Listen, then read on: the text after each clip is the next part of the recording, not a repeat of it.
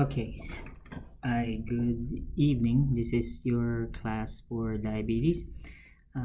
Thank you for the instructor facilitating this. Appreciate it very much. All right, without further ado, let's begin with this endocrine disorder. As defined, diabetes, also known as sugar diabetes, is a very common chronic endocrine disorder. Now, there are three types of diabetes.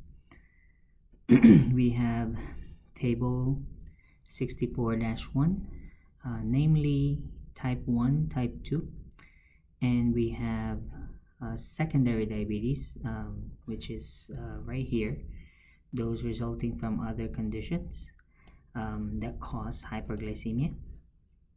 We also have gestational diabetes. I will leave gestational diabetes for OB.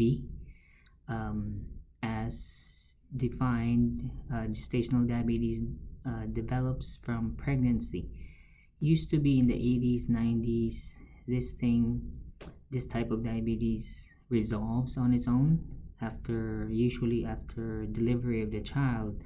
The glucose levels return to normal. However, we've observed a spike in the last 2 decades wherein gestational diabetes have people who have developed gestational diabetes move on to become diabetic, type 2 diabetes specifically.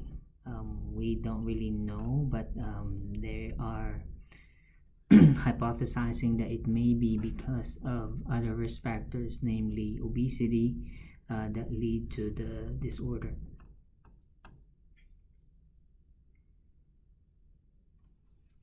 The problems in type 1, let's look at type 1 first. So this one is autoimmune, as listed here. There is an autoimmune destruction of the beta cells, which are the cells found in your pancreas responsible for producing insulin. Now, insulin has one job, which is to lower blood sugar, specifically because sugar molecules are so big, they need a key. In this case, it is insulin. So insulin is needed in order to bring sugar into the cell. Otherwise, it will stay in the bloodstream. Type 2 diabetes has two main problems. Unlike type 1, wherein there is absolutely no insulin production, that's the main problem in type 1. There is no, or stated here, is absolute insulin deficiency. Okay, there is no insulin production. In type 2, there are two problems here. There is insulin resistance with relative insulin deficiency, meaning the patient has a decreased insulin production, while at the same time, even to that insulin that they are producing, they are also resistant to it, meaning the cells, particularly the muscles, skeletal muscle cells, do not respond to the insulin that they are making. Now that can be a problem because, of course, the main consumer of glucose are the cells. They should not stay in the bloodstream. When glucose stays in the bloodstream, let me illustrate what could happen. So let's say this is your blood vessel, and these molecules are your sugar molecules. Okay, and these are your cells.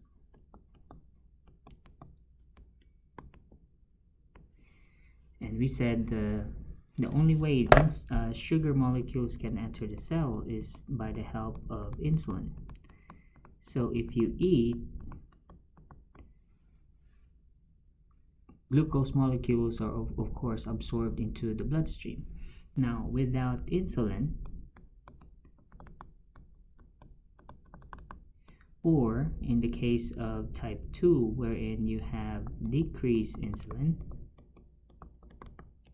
or there is insulin resistance, what happens is sugar levels rise. So there will be increase in glucose, because here you are having all these glucose molecules in your bloodstream, but your cells cannot get to it. They cannot enter the cells because there is no insulin because of these problems here. So in type 1, there is absolutely no insulin, and in type 2, there is decreased insulin production, and at the same time, there is also insulin resistance. In both cases, it will perpetuate increased glucose levels. Now, this can lead to a slew of problems. Diabetes has 3 P's. These are the 3 main symptoms whenever you have hyperglycemia. It doesn't always mean you are diabetic. I mean, we feel these 3 P's every time we eat. After we eat. You may have noticed the last time you went to a buffet, for instance, wherein you really splurged on food. You find yourself going to the bathroom a lot. Going number one. You urinate a lot a few hours afterwards. You also get thirsty at the same time. And then after 2-3 plates to the buffet table, you even have room for dessert. You even crave for sweets afterwards. So these are the 3 P's. So we have polyuria, we have polydipsia, and we have polyphagia. So this is, of course, increased urination, and this one is increased thirst. This one is urination, this is increased thirst, and this one is increased hunger. Okay. Now, how did this happen? Okay, so as more and more sugar molecules accumulate in the bloodstream because of these 2 conditions here, what happens is the serum osmolarity, meaning the concentration of the vascular compartment, now increases because according to osmosis, whichever compartment has more molecules suspended in it has the higher osmotic pressure. So therefore, because the bloodstream now has increased osmolarity, and then the law of osmosis says, well, whichever compartment has the higher osmotic pressure, water will move toward that compartment. So therefore, water from the cells moves into the bloodstream. So the cells will become dehydrated, therefore.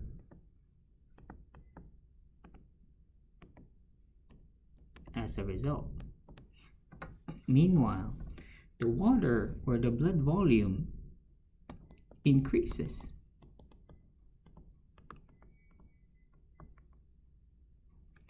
Blood volume increases because they are now drawing water from the cells into the bloodstream. That will therefore increase blood volume, increase blood pressure, and increase renal blood flow.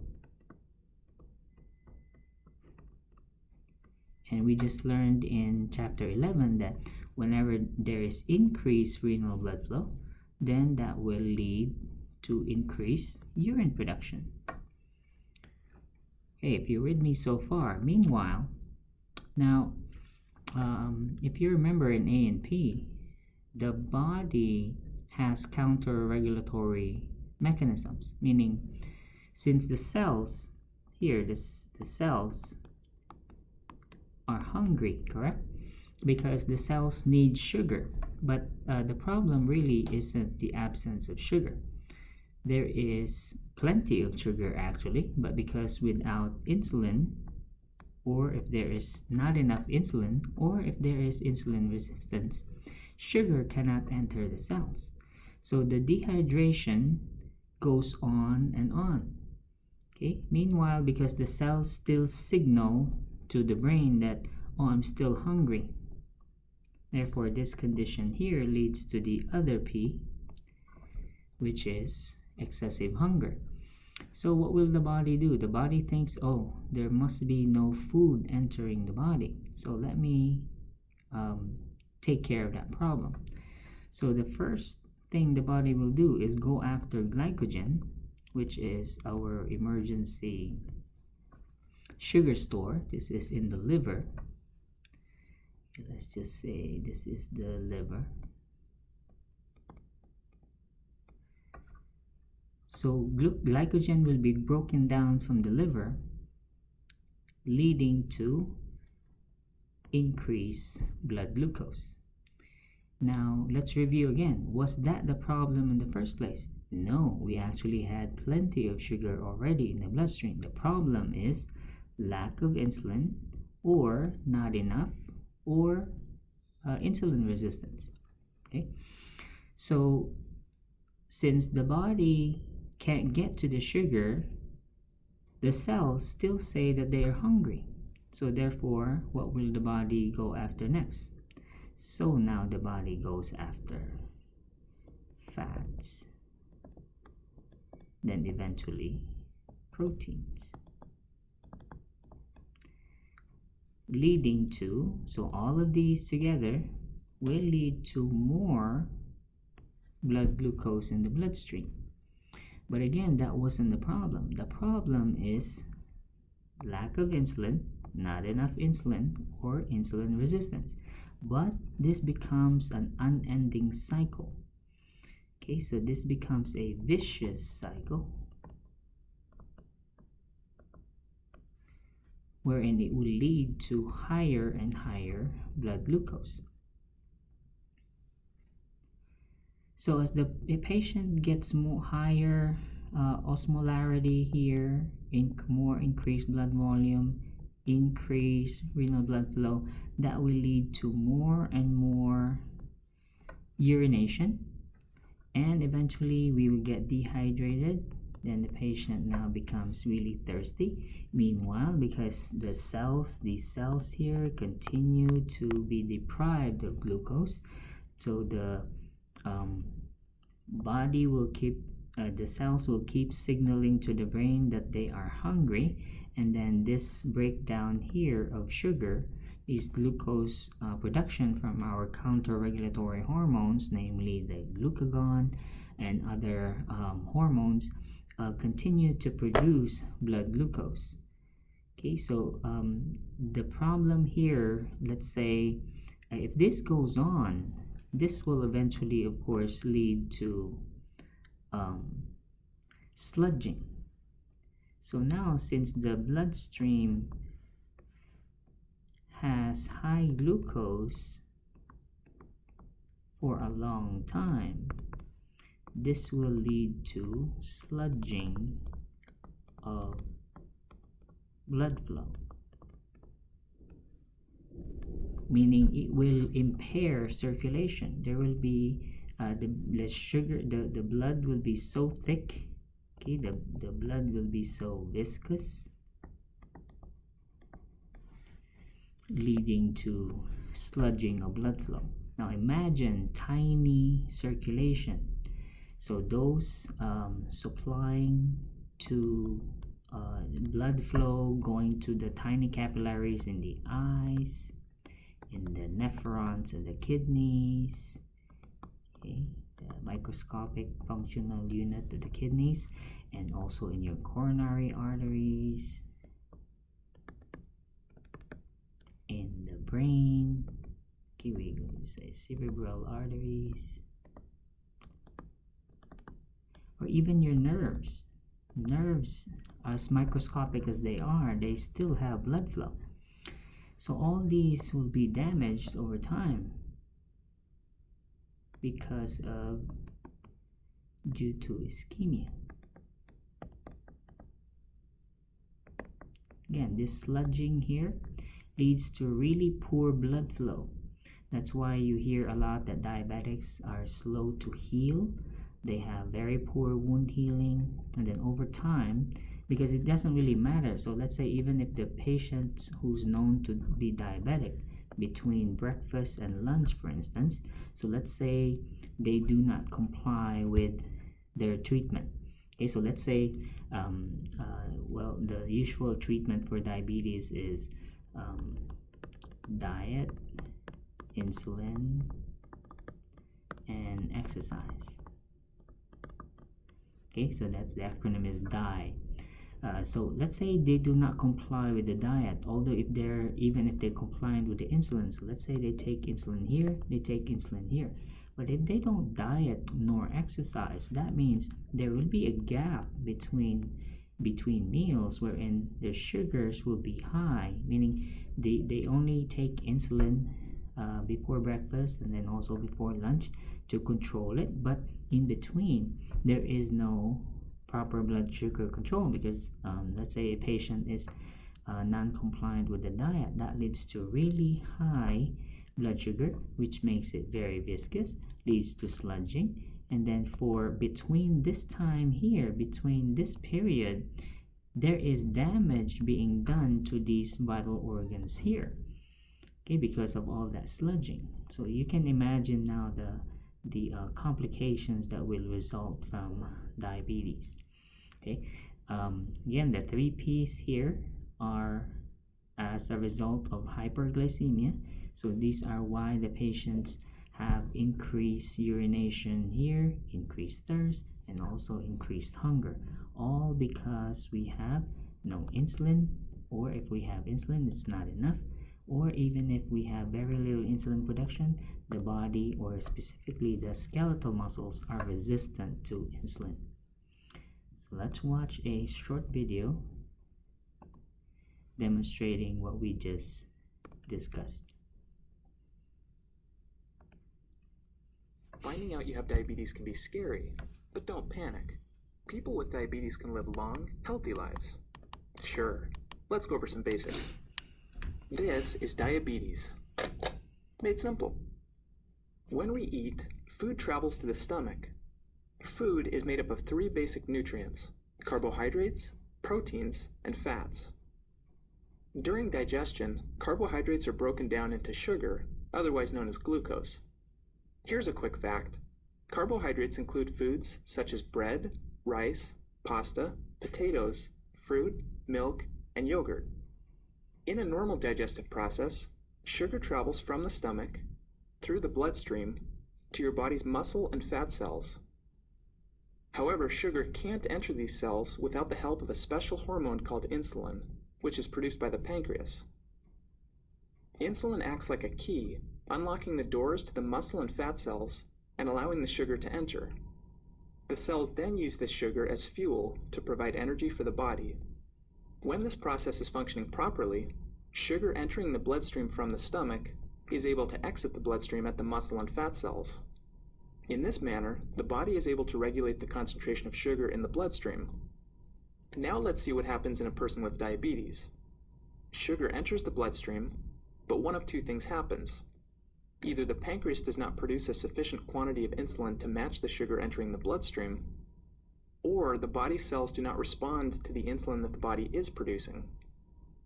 In both cases, the result is the same. Cell doors remain closed, causing sugar to get backed up in the bloodstream. As a result, blood sugar levels rise. This creates several problems. Because sugars are not able to enter your body's cells, your body is not getting the fuel it needs. As a result, you may feel tired or fatigued. Your body may try to dilute the excess sugar in the bloodstream by pulling fluid out of your cells. This can leave you feeling dehydrated and thirsty. Most importantly, over time, exposure to high blood sugar levels can cause damage to vital organs connected to the bloodstream, such as your eyes, kidneys, nerves, and heart. If not controlled properly, diabetes can lead to serious complications, such as blindness, amputation, kidney failure, heart attack, and stroke. In order to avoid these complications, people with diabetes must take steps to keep their blood sugar levels in a normal range. One way to do this is through diet.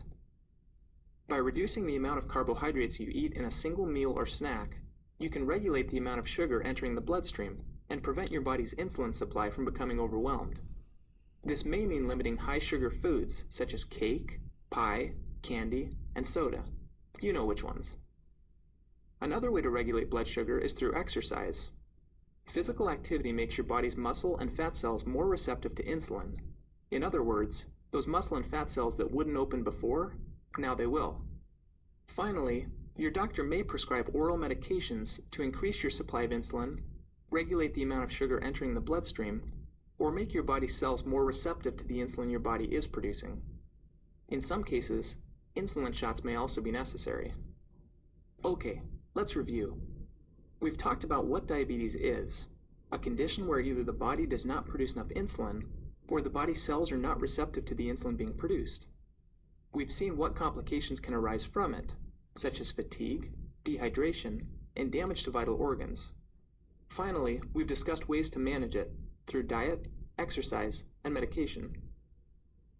For more information about your specific health diagnosis and treatment plan, please talk to your doctor.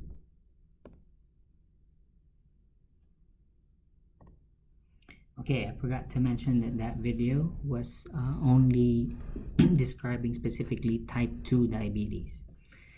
Alright, so let's continue with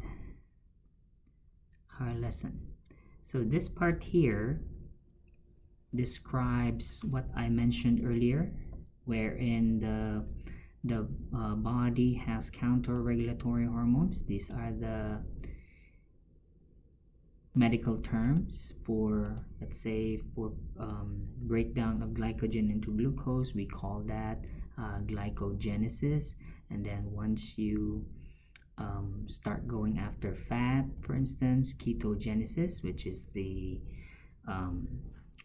you have the fad now about the keto diet. So this is what they mean. You know, they try to deprive the body of carbohydrates so that the body goes after fat instead, because the structure, the chemical structure of fat and carbohydrate are very similar.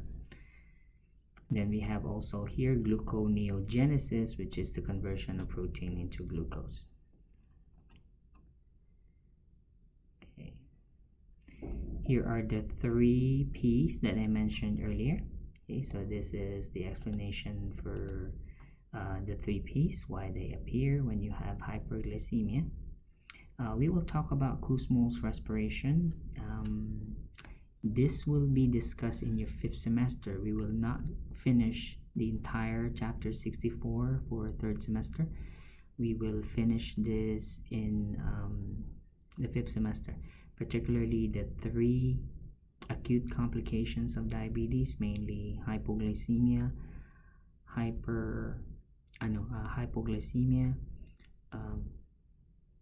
diabetic ketoacidosis, and hyperosmolar hyperglycemic non-ketonic syndrome, or HHNS or HHS.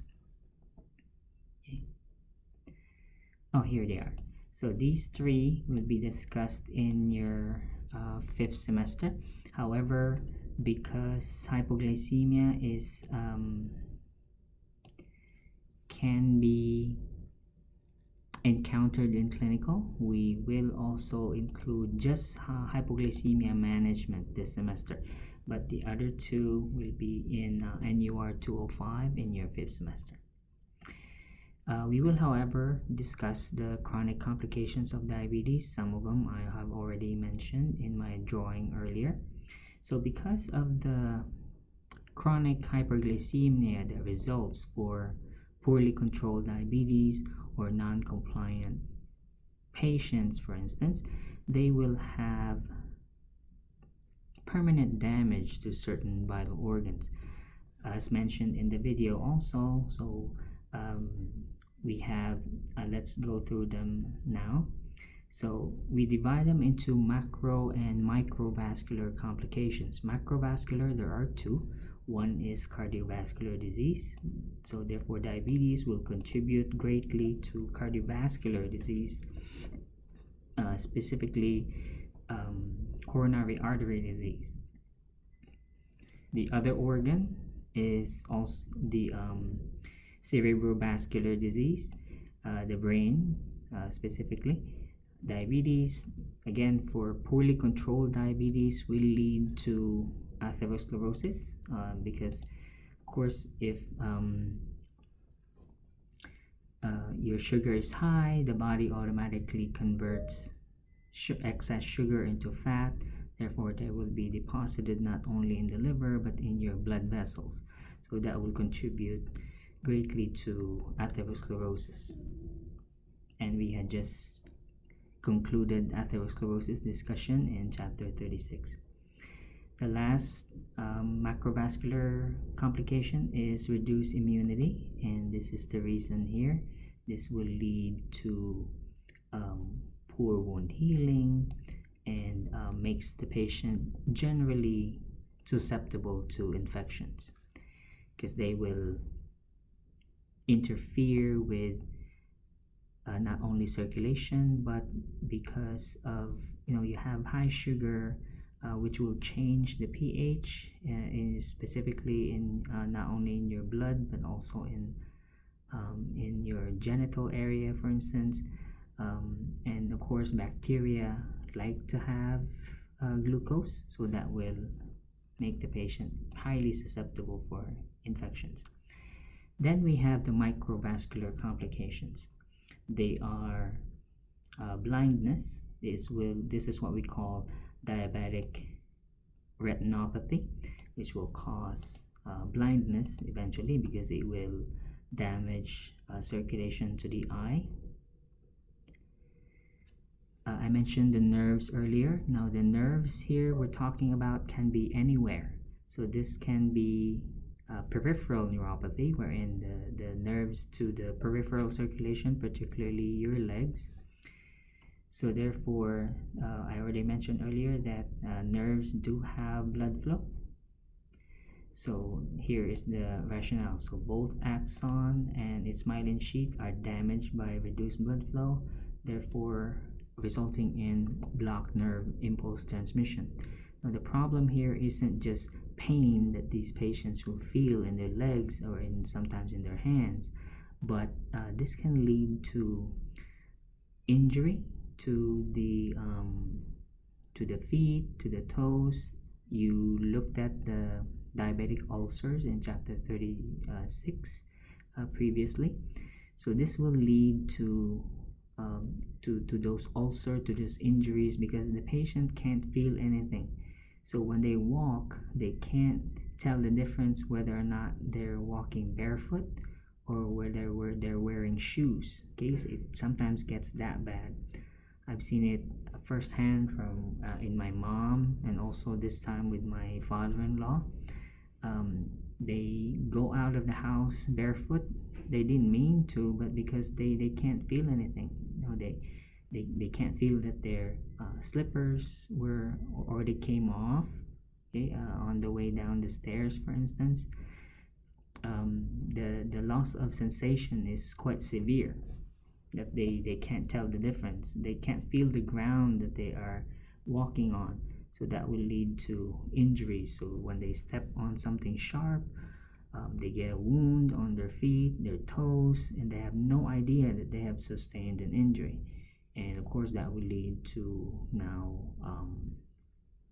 infections, and eventually that infection will get into the bone, because we don't really have that much tissue in the toes and the heels, so they can easily enter the bone, and then that will lead to osteomyelitis and a slew of other infections, now leading to loss of limb and eventually loss of life due to severe infections. We have diabetic autonomic neuropathy. This one is GI. Now the GI tract is also innervated by nerves, so damage to those nerves can cause GI complications as well. The most serious is gastroparesis, which is delayed gastric emptying. This complication can not only manifest in these disorders here, but also it will actually complicate diabetic treatment. Gastroparesis has been identified as a cause of hypoglycemia because, I'll explain this later, there will now be a mismatch of nutrient absorption and insulin action. Okay, like I said, I'll discuss this later as a cause of hypoglycemia when we get to hypoglycemia signs and symptoms and management. Here is diabetic nephropathy. This is now damage to the kidneys, as I mentioned earlier. Now, this is, of course, not only from diabetes, but also when you take certain oral hypoglycemics for type 2 diabetes, some of them are nephrotoxic. So you can have a situation wherein it's not only diabetes, which leads to poor circulation to the nephrons, but as well as you have nephrotoxic substances used to treat diabetes, which can damage your kidneys at the same time. And as mentioned here, this statement used to be for hypertension. Hypertension in the 80s used to be the number one cause of end-stage kidney disease, meaning this will lead to patients losing their kidneys and be put on dialysis. But now diabetes has overtaken it. The actual cause is called acute tubular necrosis, meaning death of the structures in the nephron because of very poor circulation. The last two are sexual dysfunction. You've heard about diabetics becoming impotent. This is not only for men but also for women. Here, both men and women can develop sexual dysfunction. Again, the cause here is nerve tissue and vascular tissue damage. So if diabetes, chronic hyperglycemia can be bad enough to destroy nerves in your kidneys, in your GI tract, as well as in your peripheral nerves, then they can also damage those going to the genitals at the same time. And although rare, there are some patients who have cognitive dysfunction as a result of diabetes. Okay, so these are the same neurons that are damaged peripherally. They can also cause central neuron damage as well. I'm referring to the neurons in your brain. Okay, I will end with this table and then we'll go on a break. Table 64-4 compares type 1 and type 2. Now for the first row, that's why this is called former names, is because they are no longer true today. Now, when I went to school, these were still true. So that was in the early 90s, late 80s. We still, all our textbooks still said that type 1 diabetes only affected young kids. They were the only ones that developed DKA. They were the only ones being treated with insulin. Not anymore. That's why they are now called former names of type 1. And meanwhile, type 2, again, when I went to school, type 2 diabetics were adult onset, meaning you don't see kids or younger than 30 developing type 2. They were usually adult onset. They did not develop DKA, nor were they given insulin. Now diabetes has evolved, so these are now considered former names because type 1 diabetics now can now affect adults, not only small children or young adolescents. They were not the only ones developing DKA anymore. Type 2 diabetics can now develop DKA. Both type 1 and type 2 are now being treated with insulin. Okay. So this is, please read the rest of the table. These are testable materials, especially from here to, let's say, here. Okay, so from former names, age, symptoms, etiology, and pathophysiology. And then finally for this one, insulin. Insulin is, of course, because of the nature of type 1, there is absolutely no insulin production, so therefore they are all dependent on insulin. Whereas for type 2s, not only are they now being treated exclusively with oral hypoglycemics, but they're also given insulin now. So about 20 to 30% of them are on insulin, okay, because of the this is the part where they have the insulin resistance, meaning the insulin that they're producing, their body doesn't respond to it. Okay, let's take a break.